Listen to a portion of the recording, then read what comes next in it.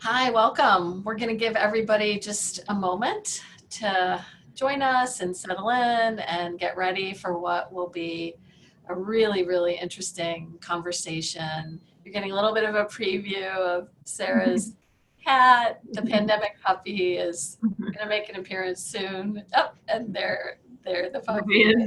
Yes.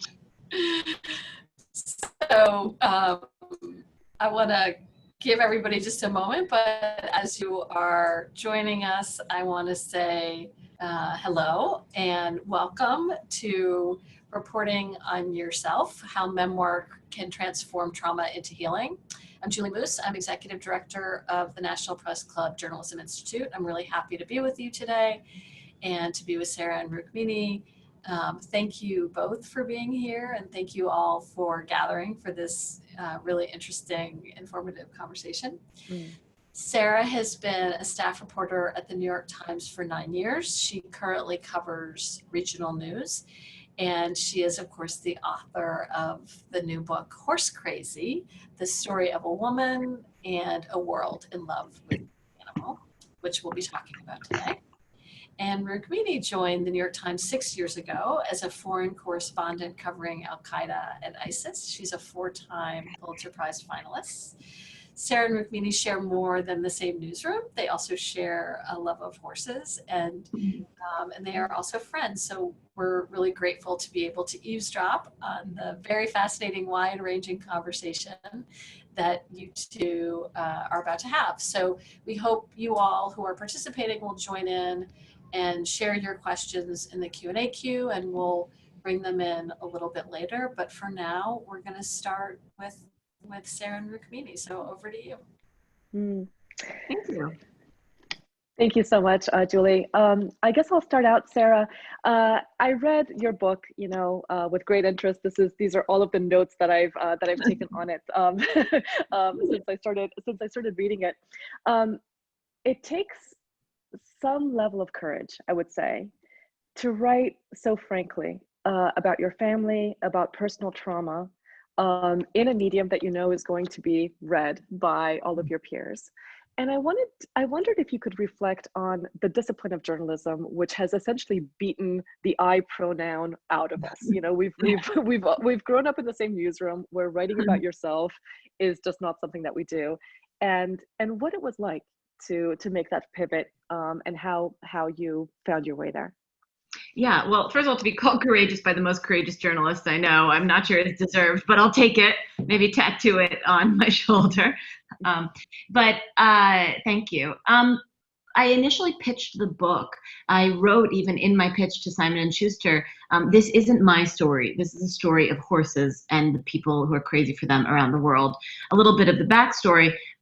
Everywhere I've gone around the world reporting, when I'm done, I put away my notebook and I take out another and I go find the horses. Don't tell our bosses, but it's when I'm off the clock. And in doing so, our natural predilection to ask why sought me to understand the people around those horses. Why did they have this passion? Why does this passion exist worldwide, right? Our only job description, Rukmini, is why. I pitched, I actually ended the pitch. This isn't my story. This is the story of the animals I've found and their people. And Simon Schuster pushed back and said, actually, it is your story. This is a personal. And when I explored horses as a subject, because it's really a reported look at obsession, I realized that there's something different about this particular obsession. When you see a dog in the background here or a cat, you say, oh, that's so cute. But when you see a horse, there's a charged emotional response. It's almost like looking at a mountain vista or the roiling sea. They have a personal, they induce something personal. And I sought to figure that out. And the first question I turned on myself. That said, it was deeply uncomfortable. I mean, you're so right, having it beaten out of us. And then I write about some painful aspects of my family, which they're still alive. I have to see them the next day. And that was hard, but I didn't pull any punches because our other thing we're charged with, Rukmini, is truth. And I think people can see through when you're sugarcoating something. So I committed to not only writing about myself, which was hard, but writing the truth. That's beautiful.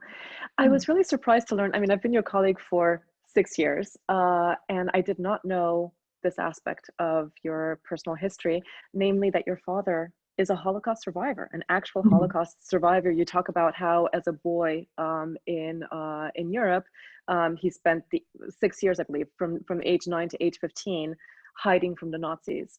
Mhm. You have this absolutely beautiful sentence in your book about how crisply trauma is passed down through the generations. Can you Mhm. reflect on that and tell us about how your family's history with the Holocaust has Mhm. informed your relationship with horses? Sure. So I always joke that someone's going to open this book and be like, "Why is there so much Holocaust in this book about horses?" um, but those are the threads of my life that braided together make me. And I always kept my secret passion as a horse girl secret, because what we cover, Rukmini, is so dire and challenging. I felt I wouldn't be taken seriously if I told people so much of my soul is consumed by ponies. And then Mm, I sort of came out about it when a friend told me recently, or a couple of years ago, he said, "Sarah, passion translates. That's all that mm, matters."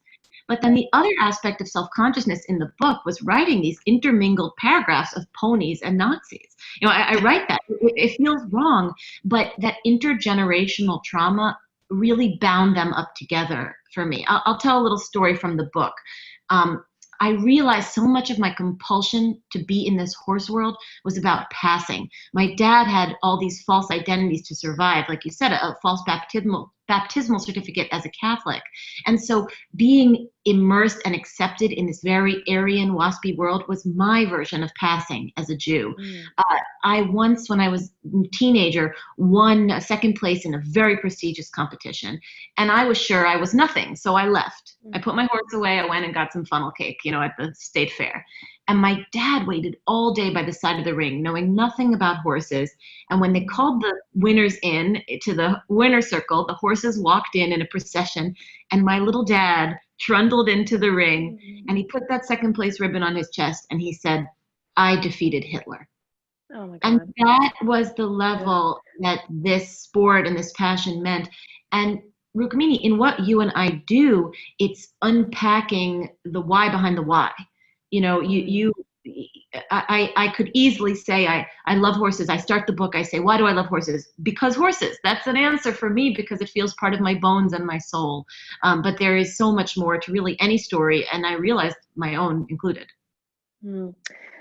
There's a particularly evocative section in your book where you talk about the moment that your father's part of Europe is liberated, Mhm. and Russian troops come in, and he gets away in a horse-drawn carriage, if I'm not Mhm. mistaken.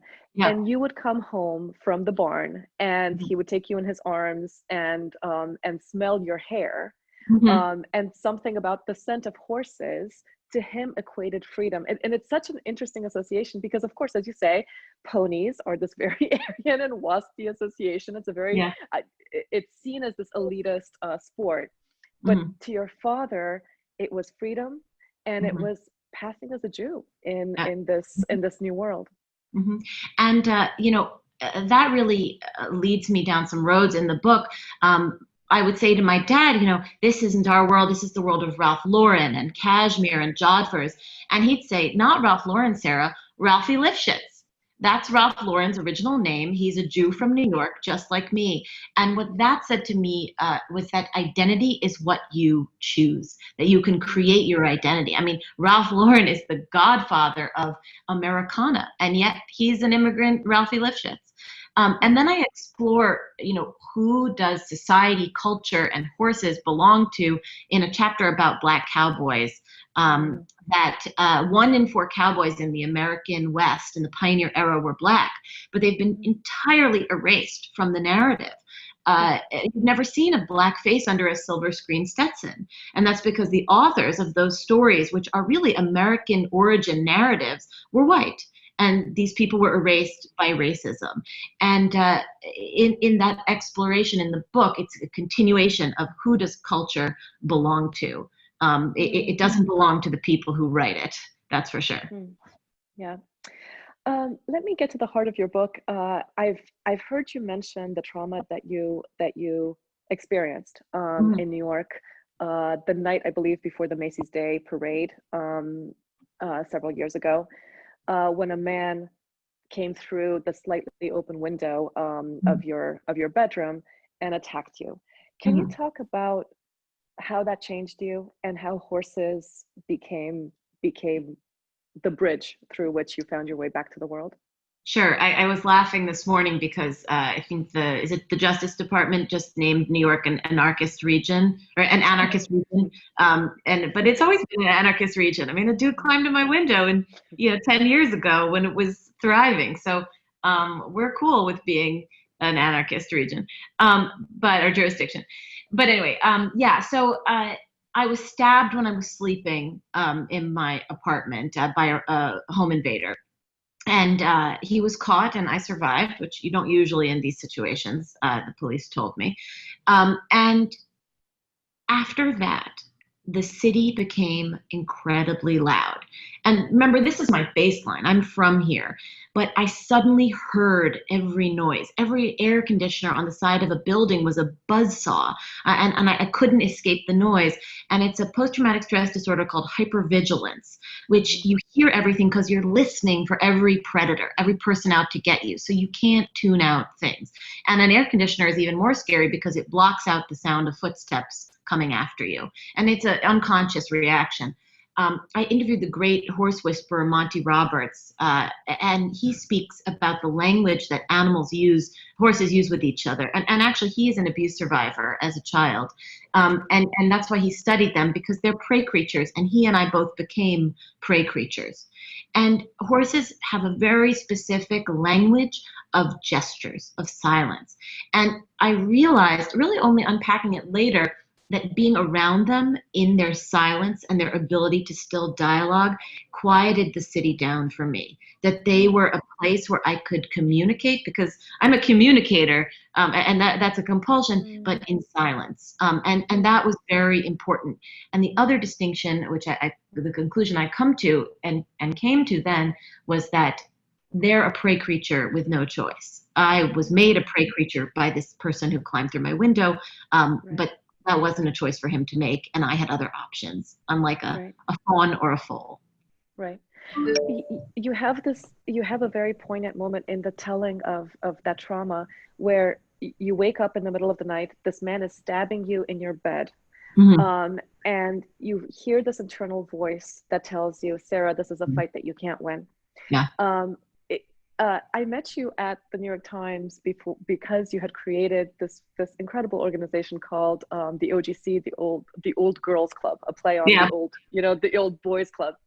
And I've never asked you this, but I assume you're a feminist. You certainly, come off as somebody who supports other women, who's very into girl power. And I wondered if you could talk about, as a woman, what you did in that moment, which is that you basically, in a way, gave up, succumbed, and just relinquished power in that moment, and how that changed you. And that's such an interesting question. I've never been asked that, Rukmini, but I have. God, she's a good journalist, huh? I have ruminated on that. In a way, you could say I used feminine power. Right, the stereotypical response of submission. I was on a date that night, and the gentleman did not come home with me. And I have often thought that had I been with my boyfriend, he would have been conditioned to jump up, and he would have jumped straight into the box cutter that I was stabbed with. And I do believe that the acculturation of women that we often denigrate as a weakness. The police said I survived because I was unbelievably compliant, and they said that someone in those situations will do anything to silence you so they don't get caught, including slitting your throat. But I became incredibly helpful. I even told him, go get a pen and paper so you don't forget my PIN number when you rob me later. Right. Yeah. I'm fascinated by the accounts of women who have been in situations like yours, and who used different, basically their smarts and different techniques to essentially, get out of that. One example was this woman who got picked up by a man who was a serial rapist. She was hitchhiking on the side of the road in Hawaii.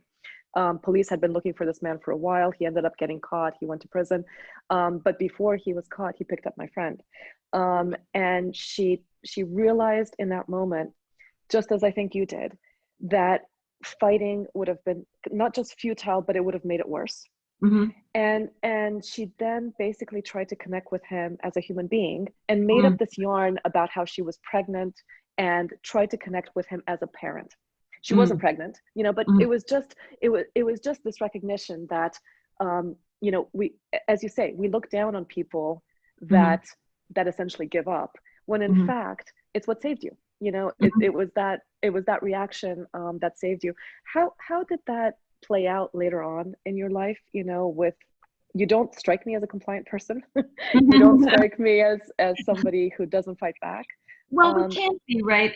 It's funny. I've been covering Daniel Prude, the gentleman who was killed in Rochester, and I sent a stringer to the south side of Chicago, and the stringer to report on where Daniel's from, to report on his life, and we're working collaboratively. And the stringer said to me, "Oh, he's a big man." He said, "Oh, I'm a little intimidated in this area, it's a bad neighborhood." And I was shocked. I said, I've never in my life thought I can't go into that neighborhood. Like, it didn't even occur to me. I was like, what neighborhood? What are you talking about? And he was like, the incredibly violent, gang-ridden areas of Chicago. And I was like, your point? Like, what should I say? Don't go? I think I feel tough as nails because I survived being stabbed in my own bed, but I think I felt tough as nails before because as a journalist, we're called upon to empathize. And when you enter dangerous situations in your life as a journalist, you ally build. You're excellent at this, Rukmini. When I go into frightening corners of the world, which you'd expect, perhaps I have a level of trauma that I won't go in. I look to someone there, maybe a dude hanging on the corner, and I say, I'm pretty frightened right now. This is, I hear there's gang violence here. Should I be frightened? Can we? And then that is, again, like your friend, that humanizing connection, just being a little self-revealing as a journalist is part of my process. Sometimes I'll go to places like when I was in West Africa, which you were the head correspondent for the AP for. I would say, as a woman, I feel a little out of place because, there are not a lot of women in this society who do, and I would put that right out there to a very, chauvinistically acculturated man, and he'd get it, so I'm not sure that it's impacted my life other than to make me know I'm incredibly resilient, but I think we all are. You just don't often have it tested in such a mortal way. Rukmini, I want to ask you about that because you've done some really powerful work lately, really pivoting from your coverage of ISIS to coverage of the home front and our own troubles. How do you penetrate these worlds where you're not a part of them, right? Writing as an outsider, or engaging that way? I'm going to plug in my computer, which suddenly died. So excuse me. Sure. So Sarah, I've been covering ISIS and Al-Qaeda for the past 7 years, but when COVID started, I couldn't travel, much like the rest of us. And Dean Baquet, our editor, asked me to start reporting on the Breonna Taylor story. This is the story of the young Black woman who was killed in Louisville, Kentucky, which is where I am now, during a raid that was botched by police. I'm actually in Kentucky right now because we're expecting that this week the Attorney General is going to announce whether or not the officers who were involved in her death are going to be charged or not. Wow. And yeah, talk about outsider, this is, I haven't reported on America in like over a decade, so just reporting on America feels very foreign, to me. And this is also a story about racial justice. And this is a story where people are interested in knowing what your identity is, and they read based on your identity, actions and intent that may or may not be there in your copy. And that's a tightrope walk that, to be completely frank, I'm finding difficult and challenging. Mm. You know, I'm not used to, just as we don't put the I, you know, in most of our stories, I'm not used to people looking at my profile pic and assuming certain things about me, Mm. based on that. So I'm still finding my way, on this beat. And I think my go-to has just been the elements of journalism. You know, I'm working extremely hard to get documents. I learned through my work on terrorism that documents, things written on paper, Mm. are just the surest way to go, whether it's the terrorist group's own records or whether it's classified information that you're able to get from governments. It's the same thing here. I'm trying to get the documents behind this case, of which there are many, because there were many police officers that were there that night. All of them have given testimonies. I'm trying to get those. There's an autopsy report. There's a ballistics report. Mm. There's body cam footage. So that's where I've sort of found myself, is Mm. basically hunting for those things and trying to divine the closest thing to the truth from those documents. Mm. Mm. I think we have some Q&A questions. Should we? We have so many great questions. I hope we can get to all of them. I'm not sure if we can. I'm going to start with one from Mallory Tenori Tarpley, who is interested to learn more about how Sarah decided to structure her memoir. As journalists, we have a good grasp on how news stories are structured, but when you're writing a book about your own life story, how do you figure out how to piece everything together? How do you decide where to start and where to go from there? I created the device of every chapter being named after a horse in my life, and which makes it hard to thumb through because there are no numbers. But that ended up being the vehicle for writing the story. I think there's a parallel in journalism. Like when I'm writing this Daniel Prude story that's going to come out soon, I'm writing sort of the equivalent of Rukmini's story on Breonna Taylor. You know, who was he really? I'm doing it episodically with the phases of Mr. Prude's life, from, you know, starting a little bit backwards. Everybody knows him by his death, but who was he in his life? I think if you are planning on writing a book, I wouldn't worry too much about structure. I would just get it all out. I sort of word vomited the book, and then hacked it all together. But I think when you struggle with structure or even spelling, I mean, I spell terribly, or grammar, then you risk impeding yourself. And the first step is just to do it. Okay, thank you.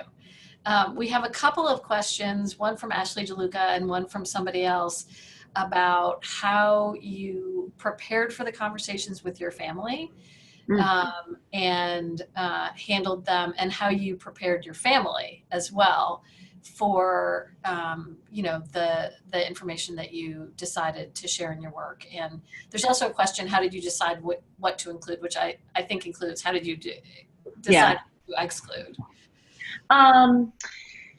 The conversations with my family, so it takes two aspects that are painful that I discuss in the book, which is having a very fractured relationship with my three much older brothers, and then having had very high power and well-meaning, but very absent mother and father. My dad's dead, so that helps writing about him. He won't be mad at me. Sorry, Dad. And my brothers, it's about truth. You know, I did discuss it with them, but what happened is true, and the tragedy of those relationships are true. And so if you're not falsifying, if it's just reality, it's a little bit, not a little bit, it's irrefutable. And I was willing to maybe risk those relationships for the truth. I felt it was worth it.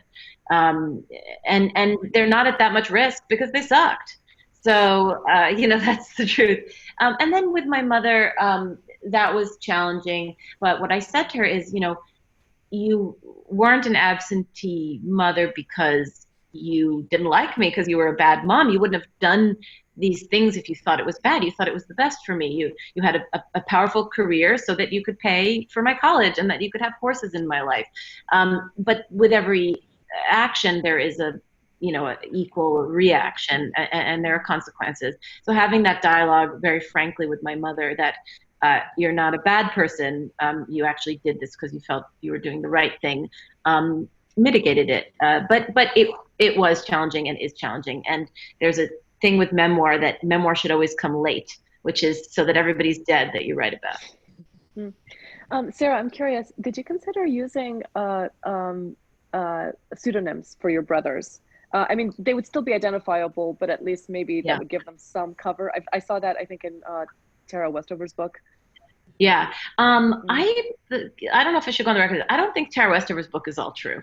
I have some strong, my journalist spidey sense goes off when I read that book. No, I did not give anybody pseudonyms. I have a trainer I write about in the book who abused horses, and Simon Schuster Legal had me remove some stuff. I had corroborating people, but I wasn't sure that if I was in a libel suit, they would take the stand even. And so I just didn't want to go that route. But the trainer, I don't write about this, but it is fact that he shot horses with BB guns while they were jumping. But I removed that because of these types of considerations that a big publisher has to deal with. I see. Yeah. But for your brothers, you didn't, that wasn't a thought. Well, it would, there's not that many of them, so they would have still been identifiable. They're Googleable, but also like, I don't know, you lie in the bed you make, brothers. Sarah, it's interesting, the description both about Educated by Tara Westover and just in terms of your own experience, like you're sort of highlighting one of the things that can be really different between journalistic writing and book writing, which is the editing process. So fact checking, the copy editing, various other things. Excuse me, we have somebody who's asking about how the editing process for your book did differ stylistically and emotionally from editing or working with an editor for your journalistic pieces. Well, I got one really nasty Amazon review among many nice Amazon reviews, which said it's like Sarah sat down with a thesaurus and tried to find every synonym for every word. This, but that's how I talk. Like, it's something I've been made fun of for my whole life by my friends. Like, I'd be like, look at that umber, like treescape, and they'll be like, just say brown. Actually, Arthur Sulzberger, the younger one who's now the publisher, that umber comes from him. He told me in some copy he crossed out umber and was like, write brown. So the difference is I could finally use my $10 words that I love so much. And your editor did not strip them out. No, because in a book, that's voice. I mean, that is who I am. I'm sesquipedalianistic. That's my favorite word. It means having the tendency to use big words. I'm a nerd. I think we have 3 more questions, but we might only have time for one, unless you guys want to hang out for more. I'll hang out. Rukmini has breaking news on her back, so maybe we do 2. Split the difference, Rukmini. All right, that sounds good. Sounds good. Excellent. And let's start with this one. How did this memoir take you through the healing process? Did you feel some transformation took place as you were writing the book and when you were finished with the book? So that's a terrific question. And I think when it first came out, I would have said it healed me. It really helped me put a pin in some unfinished thoughts I had. It also helped me process them. But actually, and this is something that has never happened with my journalism, that it has resurfaced a lot of the trauma. And especially I've been doing a lot of speaking engagements, a lot of radio. I think talking about it continually. And that's the thing with post-traumatic stress. I'm also a rape victim, and I've begun the process of that's not in the book. I didn't want to preclude the book from younger audiences, so I left that out. But I've begun the process of prosecuting that case from when I was 17 years old. And I'm even talking about it and I feel goosebumps. I mean, that's how physically it manifests in my body. So that has not happened with my journalism before, because I think I can get distance from it. But the book has reopened and unearthed things. And actually, if there are any horse people on here, I'm riding terribly right now because I am so conscious of everything it means, and I can't get to that place of just being. But, you know, life's a process. So, thank you for sharing that. And one of the things that we are so aware of right now is that everybody's going through so many things at the same time. You know, Mm-hmm. you described several. And you also were with us actually earlier in the summer after you had been diagnosed with COVID and had written about that. So one of the things actually I want to ask both of you guys is, what are you doing to take care of yourselves?